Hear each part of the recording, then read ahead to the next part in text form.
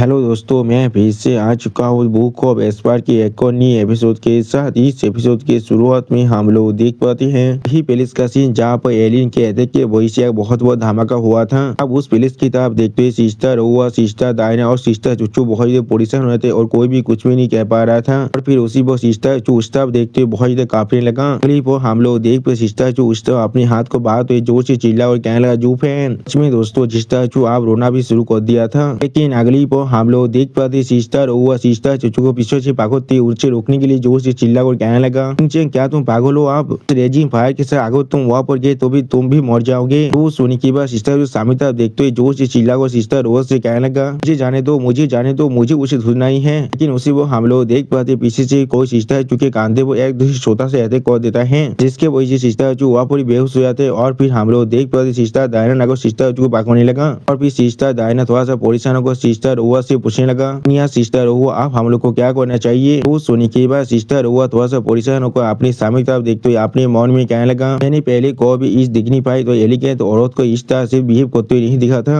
अच्छी से दिखा रहा है कितना परवाह होता है जुफेन का। अभी सिस्टर हुआ अपनी सामने तरफ देखते हुए सिस्टर डायना से कहने लगा के जल्दी से डबल दागो मीनार के अंदर ले चलो, सिर्फ वही एक प्लेस है जहाँ पर हम लोग सच में सेफ रह सकते हैं। वो सिस्टर हुआ की बातों को सुनने के बाद सिस्टर डायना थोड़ा सा परेशान होकर सिस्टर हुआ से कहने लगा लेकिन बाधा जुफेन के बारे में क्या। सिस्टर डायना की बातों को सुनने के बाद सिस्टर हुआ पहले थोड़ा सा शौक रहता है और कुछ भी नहीं कह पाता है। अभी सिस्टर हुआ उस धमाके की तरफ देखते हुए तो कहने लगा इन्फर्नो ये कोई ऐसा चीज नहीं है जिससे हम लोग किसी भी तरह से हैंडल कर पाएंगे, तो सिर्फ आशा ही कर सकते वो अपनी डिवाइन ग्रेस की मदद से खुद को बचा पाएगा। अगली पोस्ट सिस्टर हुआ सामने तरफ देखते थोड़ा सा परेशान होकर कहने लगा लेकिन अभी सिस्टर हुआ थोड़ा सेहत होकर सिस्टर डायना से कहने लगा इस तरह की देवास्थिति डिस्टेंस के अंदर। अभी सिस्टर हुआ सिस्टर डायना की तरफ देखते हुए उससे कहने लगा यहाँ पर किसी का भी सर्वाइव करने का कोई भी आशा नहीं हो सकता है। और फिर अगली को हमें दिखाए थे सोइंका का सीन जहाँ पर सोइंका बहुत जोर से चिल्ला और कहने लगा जूफेन। इसी वो हम लोग देख पाते सोइंका की आवाज अभी आसपास के बहुत से घर के अंदर जाने लगा। तो इस चीज को सुनने के बाद उन्हें मिस लू दोनों ही वहाँ पर आ जाता है और उन्हें थोड़ा चिल्ला कर दे सोइंका से कहने लगा सोइंका तुम्हारे से अभी क्या हो रहा है, इसलिए तुम आतरों से तुम्हारी पूरी ताकत के साथ यहाँ पर चिल्ला रहे हो, हार किसी को दौड़ा दिया है, यहाँ पर असल में क्या हो रहा है। उसी वो हम लोग देख पाते सोइंका यहाँ पर बिल्कुल शांत हो चुका है, वो कुछ भी नहीं कह पा रहा है। अभी सोइंका रोते हुए मिस लू की साहब देखती मिस लू से कहने लगा उनसे जूफेन जूफेन। अगली पहुंचते सोइंका मिस लू की तरफ देखते हुए कहने लगा जूफेन अब मर चुका है। इस बात को सुनने की बाद यहाँ पर मिस लू थे उन्हें और थे या बातलार थे तीनों ही बहुत ज्यादा शौक थे, कोई भी कुछ भी नहीं कह पा रहा था। फिर उन्हें थोड़ा सा घबरा कर कहने लगा सोइंका ये तुम क्या कह रहे हो, यहाँ पर पहले एडिपाइस लॉर्ड शू से शादी कर चुका है और आम तो एक सेक्रेटरी भी बन चुका है, वो अभी बहुत ज्यादा खुश होना चाहिए था। लेकिन जो सुनने की बाद सोइंका बहुत ज्यादा रोते हुए कहने लगा मुझे नहीं मालूम है इसके बारे में। अभी सोइंका अभी अपनी कुछ देखी पहले की सीन को याद करते हुए थोड़ा सा रोते हुए उन्हें से कहने लगा मैंने यहाँ पर देखा है, मैंने सच में देखा है जूफेन एक खून की पूल के अंदर गिर चुका है। और फिर वहाँ पर मैं बहुत गोल्डन फिल्म्स को देख पा रहा था। अगली को हम लोग देख पाते हैं सोइंका को बातों को सुनने के बाद मिस लू या वो बहुत परेशान होने लगा और वो नीचे भी गिरने लगा था, जिसे देखने के बाद उन्हें मिस लू को संभालने की कोशिश कर रहा था।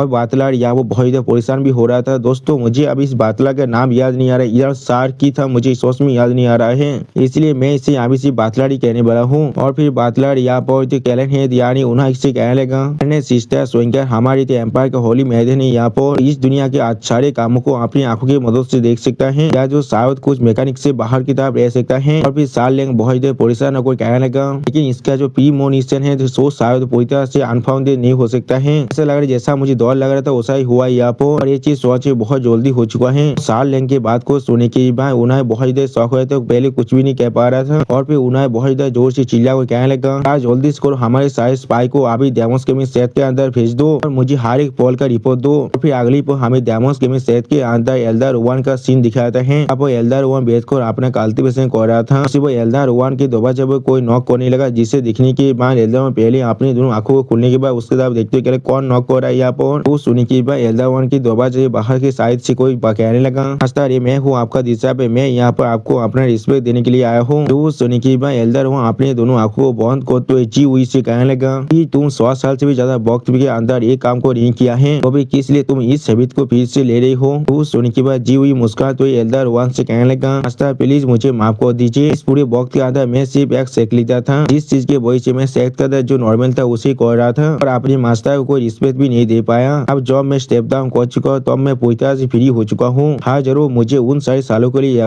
मेकअप करना पड़ेगा। जो वो सुनी के बाद एल्डर वन जीव से कहने लगा अब अंदर आ जाओ। जो वो सुनी के बाद जीव अब एल्डर वन के घर के दरवाजे खोल कर अंदर आने लगा और फिर जीव एल्डर वन के सामने अपनी घुटने पर बैठते हुए कहने लगा मास्टर मैं यहाँ पर आया हूँ आपको रिस्पेक्ट देने के लिए। वो सुनी के बाद एल्डर वन आप जीव की तरफ देखते हुए जीव से कहने लगा कोई भी टेम्पल के अंदर बिना किसी वजह से नहीं आता है, तो क्यों यहाँ पर सिर्फ अपनी खुद की वजह से ले आए हो और मुझे रिस्पेक्ट देने के लिए तो बिल्कुल भी नहीं। वो सुनी के बाद जीव एल्डर वन की तरफ देखते हुए एल्डर वन से कहने लगा मेरी सोच को भी आपसे छुप नहीं सकता है मास्टर। और फिर जीव थोड़ा सा मुस्कुराते हुए एल्डर वन से कहने लगा मैं एक महीने से आपके सारे गाइडेंस को अच्छी तरह से रिप्लेस कर रहा था। अभी जीव थोड़ा सा मुस्कुराते एल्डर वन की तरफ देखते हुए एल्डर वन से कहने लगा मैं आपसे बैक कर रहा हूँ, मुझे और एक मौका दीजिए शुरुआत से शुरू करने का। जो सुन के बाद एल्डर वन अपनी दोनों आंखों को बंद करते हुए जीव से कहने लगा फिर भी यहाँ पर शेख लीडर बनना चाहते हो। जो सुनी के बाद जीव आप एल्डर वन की तरफ आगे बढ़ते एल्डर वन से कहने लगा एक नेशन अपने किंग के बिना और एक शेख अपने शेख लीडर के बिना बिल्कुल बेकार बन जाता है।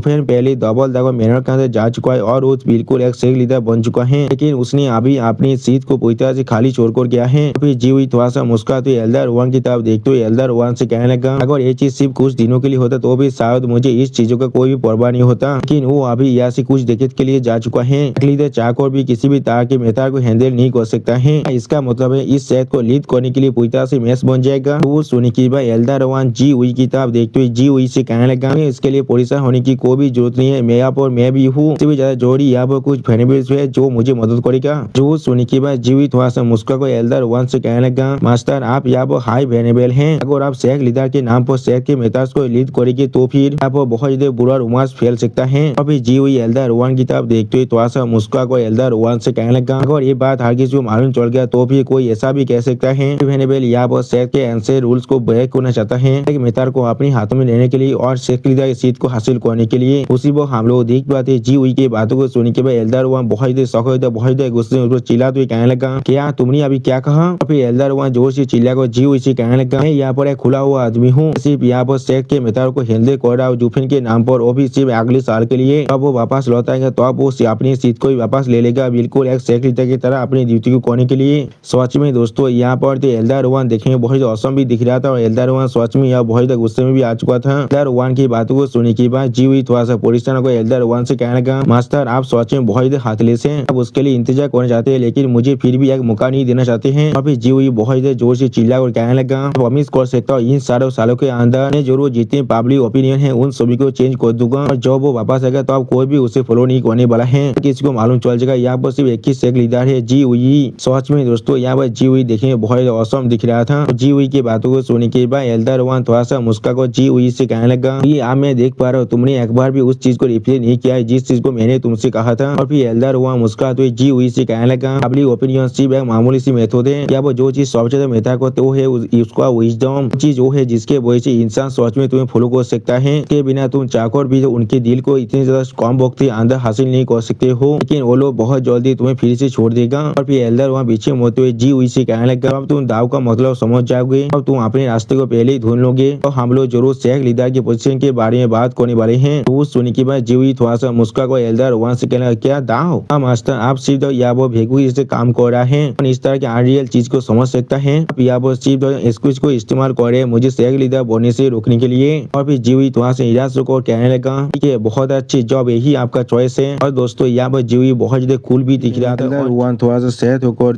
जी हुई से कहने लगा अब तुम दाव के मतलब को समझ जाओगे तो अब तुम अपने रास्ते को भी ढूंढ पाओगे और तो हम लोग जरूर शेख लीडर की पोजीशन के बारे में अच्छी तरह से बात कर सकते हैं। तो सुनने की बात जी हुई अपनी दोनों आंखों को बंद करने के बाद स्टेज पेज बनाकर एल्डर वन से कहने लगा बहुत अच्छे तो फिर यही आपका चॉइस है। यहाँ पर भी जी हुई अपनी आंखों को खोलते हुए एल्डर वन की तरफ देखते हुए एल्डर वन से कहने लगा मैं यहाँ पर अपना सब कुछ दाव में लाने की कोशिश कर रहा हूँ, लेकिन आप फिर अगली वो जी हुई एल्डर वन पर अटैक करने के लिए आगे बढ़ती जोर से चिल्ला हुए कहने लगा आपने मुझे पहले यहाँ पर एबान कर दिया है। अब इस चीज को महसूस करने के बाद एल्डर वन पहले बहुत ज्यादा शौक हो जाते कुछ भी नहीं समझ पा रहा था, लेकिन अगली पर हम लोग देख पाते एल्डर वन ने बहुत ज्यादा आसानी से जी हुई के अटैक को दर्ज कर लिया है। और उसी को हम लोग देख पाते एल्डर यार ने जी हुई के पेट पर अपनी हाथ की मदद से बहुत अच्छे पांच को लगा दिया है।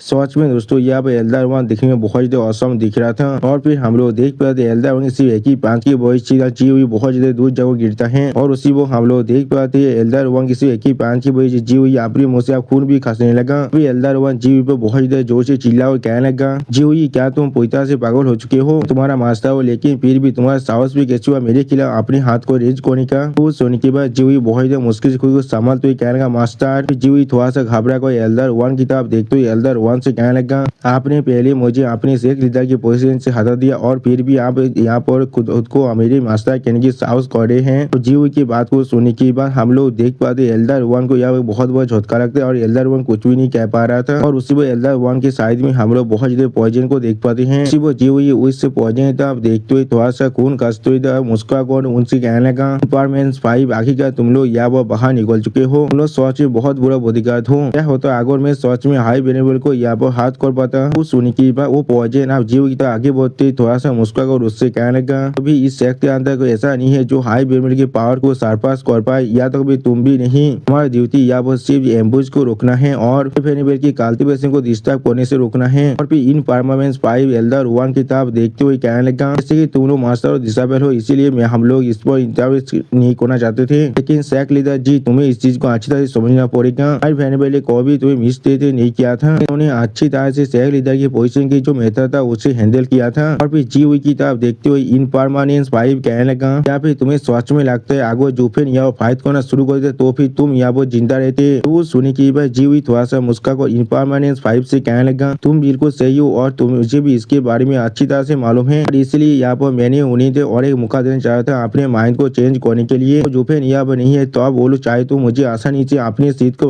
वापस लेने में मदद कर सकता था। फिर जी हुई थोड़ा सा मुस्को अपने सामने तरफ देखते हुए कहने लगा, लेकिन जैसा भी होना कि उन्होंने पहले मुझे बाहर निकाल दिया है, इसमें मेरी कोई भी गलती नहीं है। यहाँ पर इससे ज्यादा जरूरी जो मैंने उन्हें अपनी स्टाइल के साथ नहीं मार पाया है, फिर तुम लोग इसे समझ सकते हो मैंने अपने फेवर को यहाँ पर चुका दिया है जिससे मास्टर ने मुझे सेव किया था। तो सुन के बाद एल्डर वन पहले थोड़ा सा निराश हो जाता है। फिर एल्डर वन थोड़ा सा परेशान को जी हुई से कहने लगा, कोई तुम यहाँ पर सिर्फ हार चुके हो, क्या तुम्हें सोच में यकीन था तुम्हारी ताकत की मदद से तुम इस बुद्धि आदमी को हाथ कर सकते हो। तो सुन के बाद जी हुई कहने लगा, क्या मैं हार चुका हूँ। और फिर जी हुई थे थोड़ा सा डेविल फेस बना को थोड़ा सा मुस्कुराते हुए एल्डर वन किताब देखते हुए एल्डर वन से कहने लगा, जिनके ऐसा मत सोचना तुम डेमोस के सेट के अंदर सबसे ताकतवर और इसीलिए तुम्हें कोई टच भी नहीं कर सकता है। तो मैं सोच में आता तो भी मैं तुम्हें आसानी से उस वक्त मार सकता था, लेकिन मैं पहले हमारी ताज को नहीं तोड़ना चाहता था। अब हम एक दूसरे को कोई भी चीज को वो नहीं करते हैं। और फिर जी हुई अपनी पेस्टिंग को एक्टिवेट करते हुए एल्डर वन से कहने लगा, अगर तुम मुझ पर यकीन नहीं करते हो तो फिर इसे देखो। और फिर अगली पर हम लोग जी हुई की पेस्टिंग के अंदर से एक आदमी को बाहर निकलते हुए देख पाते हैं। और फिर हम लोग देख पाते उस आदमी ने अचानक से इंपेयर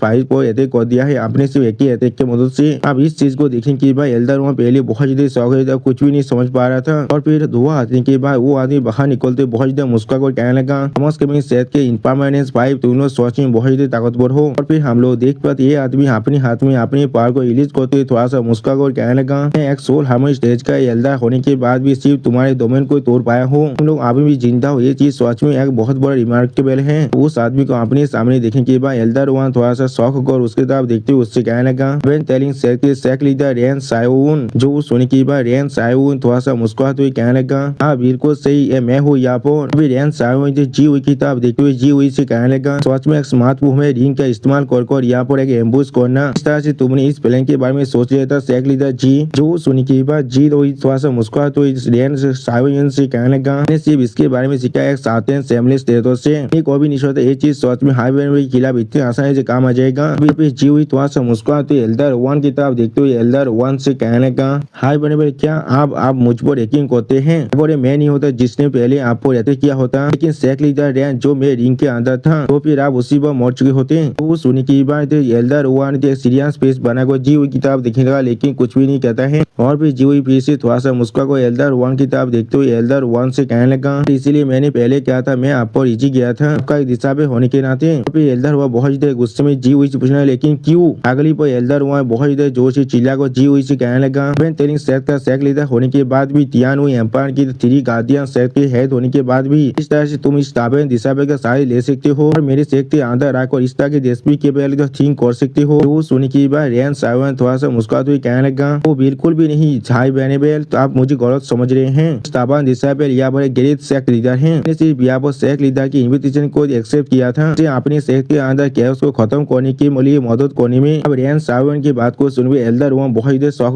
कहने क्या कौन सा कैओस। और फिर एल्डर वन अपनी सीट से आप नीचे नामते हुए रेन सावन तो आगे बढ़ते उससे कहने लगा, अब मैं समझ चुका हूँ इतने वक्त से सिर्फ यही सोच रहा था किस तरह से हेवन टेलिंग सेथ का इतना से साहस हो गया जो डेमोस के सेथ के अंदर आकर अपने काम को कर रहा है, वो भी डबल डबल बिना किसी दावत के दौड़ के। हेवन टेलिंग सेथ तुम लोगों ने पहले ही अपने एक्सक्यूज को तैयार कर लिया है। सेटलिंग द कैओस के नाम पर अपने पूरे अपोजिशन को खत्म करना चाहते हो और उसे फिर से उसके सीट पर बैठाना चाहते हो। एल्डर वन की बातों को सुनने के बाद रेन सावन थोड़ा सा मुस्कुरा को एल्डर वन से कहने लगा, सोच में बहुत ही बुद्धिमान है, आपने इतनी जल्दी हमारे पेरेंट को तो समझ लिया है, लेकिन आपको ये चीज नहीं कहना चाहिए था कि क्या हम लोग यहाँ पर आईटीएस कल्टीवेटर है, हम लोग को इस तरह से लेबल करने का मतलब है आप हमारे नाम को बिगाड़ रहे हैं। जो सुनी के बाद एल्डर वन थोड़ा सा मुस्कुरा कर रेन सावन वन के साथ देखते हुए उससे कहने लगा, हाँ बिल्कुल सही, यहाँ पर हेवन टेलिंग सेथ एक माहिती आईटीएस सेक्ट है। फिर एल्डर वन थोड़ा सा गुस्से में रेन सावन के तरफ देखते हुए उससे कहने लगा, और एक सेक्ट के साथ मिलकर यहाँ पर काम कर रहे हो अपनी एंसेस्टर और मास्टर को सेम करने के लिए, तुम्हें सोच में लगते तुम्हारे सोच में किसी बात की राय थे एक सेक्ट लीडर बोने का। तो सुनी के बाद जीवी थोड़ा सा मुस्कुरा कहने लगा, हाँ क्या मैं कंसल्टिंग कर रहा हूँ। फिर जीवी एल्डर वन की तरफ देखते हुए बहुत गुस्से में जोर से चिल्लाते हुए एल्डर वन से कहने लगा, जुफेन में बिल्कुल सही काम नहीं किया था,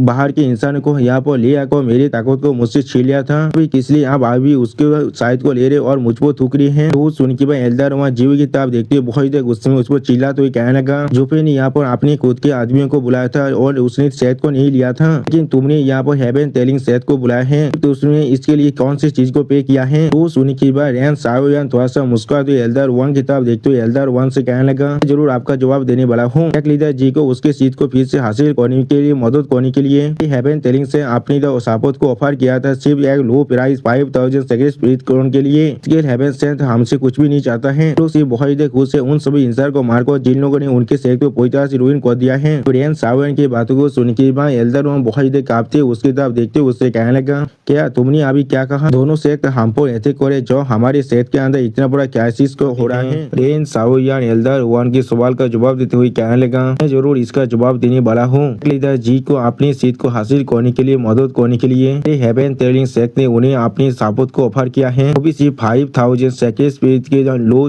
प्राइस के अंदर। मिस्टिक हेवन सेक्ट को हमसे कुछ भी नहीं चाहा था, लोग सिर्फ अपनी रिवेंज को लेकर बहुत ज्यादा खुश थे, क्योंकि वो लोग सारे इंसानों को वो लोग माना चाहते जो लोग उनके सेक्ट को बहुत ही बुरी तरह से रुइन कर चुका है। रेन सावन की बातों को सुनने के बाद एल्डर वहाँ बहुत ज्यादा कांपते उसके तरफ देखते हुए उससे कहने लगा, तुमने अभी क्या कहा। अभी एल्डर वहाँ बहुत ज्यादा कांपते हुए जी हुई की तरफ देखते हुए जी हुई से कहने लगा, उन्हें आसम में डबल ड्रैगन गैदरिंग के आधे रिवार्ड्स को एक आउटसाइडर को दे दिया है, या तो भी तुमने अपने दुश्मन को भी सेक्ट के अंदर बुलाया है हमें मारने के लिए। कुछ सुनने के बाद जी हुई पहले अपनी आंखों को बंद करते हुए एल्डर वन से कहने लगा, अगर ये सेक्ट सच में मेरा नहीं हो सकता है। फिर जी हुई अपनी आंखों को खोलते एल्डर वन की तरफ देखते हुए एल्डर वन से कहने लगा, फिर ये चीज मेरे लिए किस काम का है। सच में दोस्तों जी हुई अभी एक हिपोक्रेट के जैसा बात कर रहा है, बिल्कुल पाकिस्तान को बांटने के वक्त में जिन्ना के जैसा, क्योंकि जिन्ना ने भी बिल्कुल ऐसा ही किया था। तो तुम मुझे प्राइम मिनिस्टर नहीं बनाओगी तो फिर मैं इस देश को जरूर तोड़ दूंगा। और आप लोग को इतिहास के बारे में थोड़ा सा भी अच्छी तरह से मालूम है तो फिर आप लोग इसके बारे में जरूर जानेंगे। फिर जी हुई की बातों को सुनने के बाद एल्डर वन गुस्से मारे कांपते उसकी तरफ देख कर चीखते उससे कहने लगा, बिल्कुल तियानो के एम्पायर के जैसा बन चुके हो। अगली बार एल्डर वन बहुत ज्यादा गुस्से में जी पर अटैक करने के लिए आगे बढ़ते जोर से चिल्लाकर उससे कहने लगा, जी हुई तुम कोई भी हमारे सेक्ट लीडर बनने के लायक नहीं थे, डेमोस गेमिंग सेक्ट के एक तेरतार हो, मैं जरूर तुम्हें यहाँ से रिमूव कर दूंगा हमारे एंसेस्टर के नाम पर। तो सुनने के बाद हम लोग देख पाते था जी हुई से आप सामने देखने वाला, लेकिन कुछ भी नहीं कह पाता है। लेकिन उसी वो हम लोग देख पाते एल्डर वन को रोकने के लिए रेन सावन बीच में आते हुए बहुत ज्यादा मुस्कुरा को एल्डर वन से कहने लगा, भाई क्या आप मुझे कमजोर नहीं समझ रहे हैं, ये होते हुए आप किस तरह से यहाँ पर किसी और को मार सकते हैं। तो सोने की अगली पर हम लोग देख पाते रेन सावन और एल्डर वन की है वही यहाँ पर बहुत बड़ा धमाका होता है। वो धुआं हटने के बाद हम लोग देख पाते रेन सावन अब पीछे आ जाता है और फिर रेन सावन अब सामने तरफ देखते थोड़ा सा परेशान हो कहने का नहीं ऐसा नहीं हो सकता है। फिर एल्डर वन की तरफ देखते हुए रेन सावन कहने लगा, अब यहाँ पर छोल हम स्टेज के अंदर पहले ही पहुंच चुके हैं। सच में दोस्तों धुआं हटने के बाद एल्डर वन देखने में बहुत ज्यादा औसम दिख रहा था। रेन सावन की बात को सुनने के बाद जी हुई बहुत ज्यादा शौक को कहने लगा, क्या नहीं ऐसा नहीं हो सकता, ऐसा किस तरह से हो सकता है, नहीं किसी भी रास्ता से ऐसा नहीं हो सकता, ये पूरी तरह से असंभव है। ये मास्टर ने मुझे एक बार कहा था उनका कॉन्स्टिट्यूशन पूरी तरह से लैग कर रहा है और ये कभी भी अपनी इस जिंदगी के अंदर इतिहास स्टेज से ऊपर नहीं जा सकता है, फिर किस तरह से वो अभी सोल हार्मोन स्टेज में हो सकता है। कुछ सुनने के बाद एल्डर वन अपने हाथों के स्लीव को थोड़ा सा पीछे की तरफ कोसते हुए कहने लगा, फ्रेंड से मिलना मेरे लिए बिल्कुल ब्लेसिंग की तरह था। उसने मुझे एक 10th ग्रेड की पील दिया था, हेवन रेचिंग पील, जिसके मदद से मैंने अपनी कॉन्स्टिट्यूशन को चेंज कर और एक ब्रेक थ्रू भी हासिल कर लिया था। फिर एल्डर वन अपने हाथ में अपनी 8 ड्रैगन की पावर को अनलीश करते हुए थोड़ा सा मुस्कुरा कर जीव की तरफ देखते हुए जीव से कहने लगा, मेरा सोल भी यहाँ पर एक 8 ड्रैगन का सोल है, तो भी मेरे मोदी के साथ यूनाइट हो जाता है, मैं यहाँ पर एक 8 ड्रैगन जितने ताकतवर बन सकता सकता हूँ। जरूर मैं अभी से 16वें स्टेज की फर्स्ट लेयर के अंदर ही हूँ कि मैं एक थर्ड लेयर के साथ भी आसानी से डील कर सकता हूँ। वो चीज सेकंड लेयर के लिए बहुत ज्यादा मुश्किल हो जाता है मेरे खिलाफ। अब एल्डर वन की बातों को सुनने के बाद रेन साओ बहुत ज्यादा परेशान होकर कहने लगा, ऐसा कैसे किस तरह से हो सकता है? डेमोस गेमिंग सेट के हाई वेनेबल को कमजोर समझ लिया था। और फिर जीवी बहुत ज्यादा शौक को एल्डर वन की तरफ देखते हुए एल्डर वन से पूछने लगा, आप सिर्फ इसके वजह से जुफिन के साथ ले रहे थे क्योंकि उसने आपको मदद किया था? वो सुनी के बाद एल्डर वन जीवी की तरफ देखते हुए जीवी से कहने लगा, तुम कितना बड़ा बेवकूफ बन सकती हो? मैं हमेशा इम्पार्शियल था यहाँ पर और तुम्हें इस चीज के बारे में अच्छी तरह से मालूम था। मेरे जुफिन की शायद को लेने के लिए तुम सिर्फ यहाँ पर एक एक्सक्यूज को बढ़ाने की कोशिश करो जिससे तुम मुझे ब्लेम कर पाओ, क्योंकि सिर्फ मेरे वजह से तुम्हारी शेख लीडर का पोजीशन तुमसे छीन गया था। इससे तुम खुद को फिर से शेख लीडर बनाकर बहुत ज्यादा खुश महसूस कर पाओ। फिर एल्डर वन थोड़ा सा मुस्कुराते हुए जी हुई की तरफ देखते हुए जी हुई से कहने लगा कि मैंने तुमसे पहले ही कहा था। फिर एल्डर वन एक स्टेज पेज बनाकर जी हुई की तरफ देखते हुए जी हुई से कहने लगा, जी हुई तुम कभी जुफिन के ऐसा नहीं बन सकते हो। उसने तुम्हें रिप्लेस कर दिया है और दाव को वापस लेकर आए हैं। अपनी शेख लीडर की पोजीशन को वापस लेने के लिए अपनी शेख से धोखा किया है। अब हेवेंस को भी गुस्सा दिला दिया है। एल्डर वन की बातों को सुनने के बाद जी हुई बहुत ज्यादा गुस्से में जोर से चिल्ला को एल्डर वन से कहने लगा, काफी है इसलिए आप एक आउटसाइडर पर यकीन करें, आपके खुद की डिसाइपल पर नहीं। आपको यहाँ पर जरूर मरना ही पड़ेगा इसके लिए। वो सुनी की बाद एल्डर वन अपने दोनों हाथों में अपनी आंख ड्रैगन की पार को अनलिश करते सामने तरफ भागे बोलते जोर से चिल्ला और कहने लगा, जरूर हम लोग अब जरूर देख सकते हैं आप कौन पहले मरने वाला है। सच में दोस्तों यहाँ पर एल्डर वन देखने में बहुत ज्यादा औसम दिख रहा था। हम लोग देख पाते एल्डर वन को रोकने रेन साओयान उनके बीच में आ जाता है और फिर रेन साओयान और एल्डर वन एक दूसरे के खिलाफ अपने पांचों से अटैक करने लगा। सच में दोस्तों ये फाइट देखने में बहुत ज्यादा औसम दिख रहा था। अगली वो हम लोग देख पाए जी हुई अपने सामने तरफ देखने के बाद कुछ नोटिस करने के बाद वो रूम से बाहर निकलने लगा। इस चीज को नोटिस करते एल्डर वन पहले थोड़ा सा शौक हो जाता है। फिर एल्डर वन जोर से चिल्ला इनफॉर्मेंस 5 से कहने लगा, इनफॉर्मेंस 5 जो अभी जाकर उस दी जनाने दिशा को भागो ले आओ। जो सोने की बात तो इनफॉर्मेंस 5 में से एक कहने लगा हाँ। क्लिप हम लोग देख पाते इनफॉर्मेंस 5 अब बहुत ज्यादा स्पीड से जी हुई के पीछे जाने लगा। इस चीज को देखने के बाद जी हुई यहाँ पर बहुत ज्यादा शौक हो चुका था और कुछ भी नहीं कह पा रहा था। सच में दोस्तों इस सीन का जी बिल्कुल एक चुई के जैसे भाग रहा है। और फिर अगली को हमें डेमोस के अंदर का सीन दिखाता है जहाँ पर चारों तरफ बहुत ज्यादा धमाका होने लगा।